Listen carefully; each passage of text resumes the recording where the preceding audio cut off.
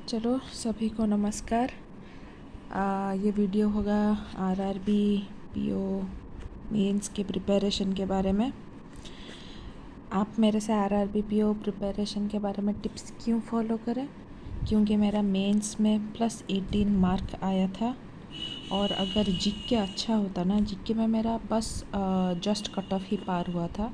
GK अगर अच्छा होता तो उड़िया, ये है हिंदी, ये है इंग्लिश। हाँ, जीके अगर मेरा अच्छा होता तो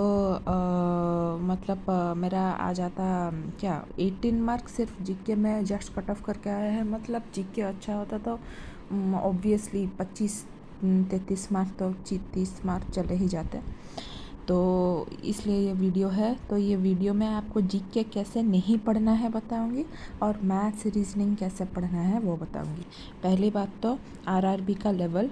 आरआरबी पीओ का लेवल होता है आईबीपी एसबीआई पीओ का हार्ड, और आईबीपीएस पीओ प्रीलिम्स का मीडियम, और आईबीपीएस पीओ प्रीलिम्स का hard level, SBI PO prelims का मॉडरेट लेवल का होता है। बोथ मेंस, रीजनिंग और मैथ्स का लेवल, ठीक है ना। तो आप अगर बैंक एग्ज़ाम्स के लिए पूरी तरह प्रैक्टिस कर रहे हो तो आप आईबीपीएस पीओ प्रीलिम्स के मॉक्स लगा सकते हो, क्योंकि वहाँ पे टाइम प्रेशर भी रहता है, तो ये आपके लिए अच्छा रहेगा। मैं वही करती थी, और आगे भी आईबीपीएस एग्ज़ाम के लिए आपको काम देगा।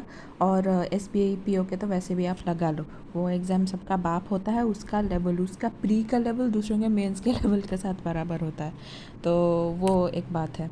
तो आप ये लेवल पता चल गया क्या है ना। आईबीपीएस पीओ प्री का मॉडरेट लेवल है, और एसबीआई पीओ का आईबीपीएस पीओ का डिफ़िकल्ट लेवल है, और एसबीआई पीओ का मॉडरेट लेवल है। ये प्री के हैं, मेंस की बात नहीं करी।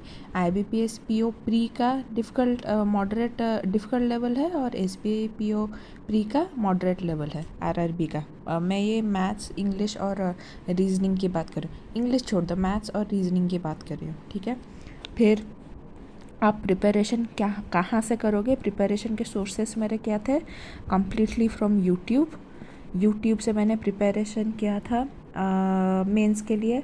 प्री के लिए मेरे पास एक बुक है, वो वाला बात मैं बताऊंगी, अभी मैं सिर्फ मेंस का बता देती हूँ। मेंस के लिए मैंने सिर्फ यूट्यूब फॉलो किया था। यूट्यूब में मेंस में बहुत सारे कंटेंट आ गए हैं। अभी एक नया संदीप सर आए हैं, उनका कंटेंट नया है। मैं जब पढ़ती थी उनका कंटेंट मेरे पास था नहीं, वो अभी अभी नए आए हैं। तो उनका कंटेंट आपको बहुत अच्छा मिलेगा, बहुत अच्छा लेवल का मिलेगा। सर अच्छा पढ़ाते भी हैं, और अभी कम बच्चे हैं तो डाउट्स भी बहुत सारे लेते हैं, तो संदीप सर को ज़रूर फॉलो करें। उनका अच्छा है मैथ्स का, वो मैथ्स के लिए है। हर्षल सर का हर रोज़ प्रैक्टिस के लिए मैथ्स का उनका पढ़ें। आरआरबी पीओ के जो प्रीवियस ईयर्स के क्वेश्चन पेपर्स हैं, प्रीवियस ईयर्स के जो प्रैक्टिस वीडियोज़ है, उनका वो भी देख लें। जिनका मतलब बोल रहे हैं कि हर्षल सर यूट्यूब में क्लास अगर रेगुलरली नहीं ले पाते हैं, तो वो आप प्रीवियस ईयर के क्वेश्चन भी पढ़ लेना, क्योंकि उनके प्रीवियस ईयर के जो क्वेश्चन होते हैं ना, वो एग्ज़ाम लेवल से थोड़े हायर होते हैं। तो इस साल का जो पढ़ेगा वो लेवल का इस साल का भी अप्लाई हो सकता है, या तो इसी साल उतना ही पड़ेगा, या जो लेवल सर ने पढ़ा है उससे थोड़ा नीचे पड़ेगा। तो आप उनका प्रीवियस ईयर का जो क्वेश्चंस है, उनके जो पैटर्न है, वो भी पढ़ के आप कर सकते हैं, ठीक है ना। ये क्या, किसका फ़ोन आ रहा है?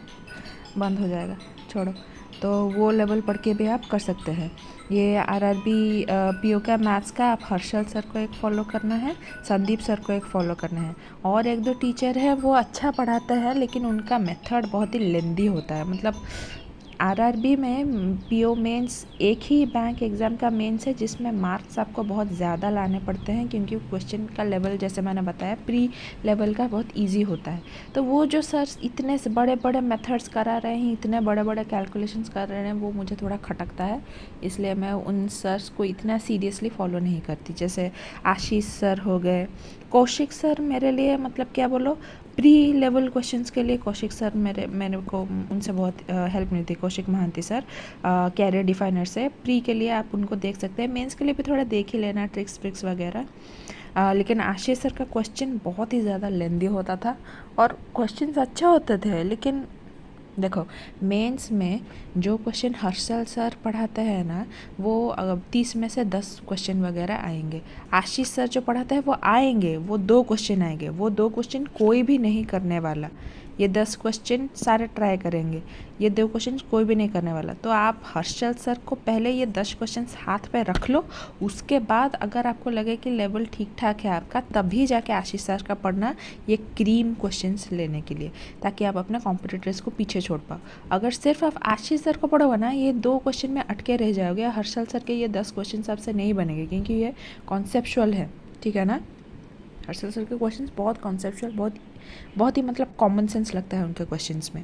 तो ये वाला था मेरा मैथ्स का। रीजनिंग का क्या था मेरा? रीजनिंग का मैं सच बताऊँ तो अड्डा के सौरभ सर को फॉलो करती थी, उनका क्वेश्चंस का लेवल काफ़ी अच्छा रहता है। और हाँ, मैथ्स में मैं प्री के लिए छोड़ो, प्री का छोड़ो, मैं तो सिर्फ मेंस की बात कर रही हूँ। और यहाँ पे रीजनिंग के लिए अड्डा के सौरभ सर, मेंस के लिए भी मैं पढ़ती थी। चश्मा पहन कर दाढ़ी वाले हैं एक अड्डा के, वो सर का रीजनिंग। और रीजनिंग मैं करती हूँ, मेन होता है तो आर्ट ऑफ रीजनिंग सर का, आर्ट ऑफ रीजनिंग के संजय सर का।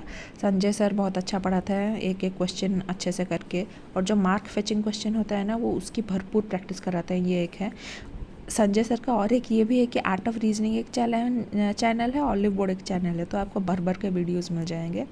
और संजय सर के आप आरआरबी पीओ मेंस के वीडियोस देखना, आईबीपीएस पीओ मेंस के वीडियोस भी देखना, क्वेश्चन बहुत ही सिमिलर रहता है, ठीक है ना।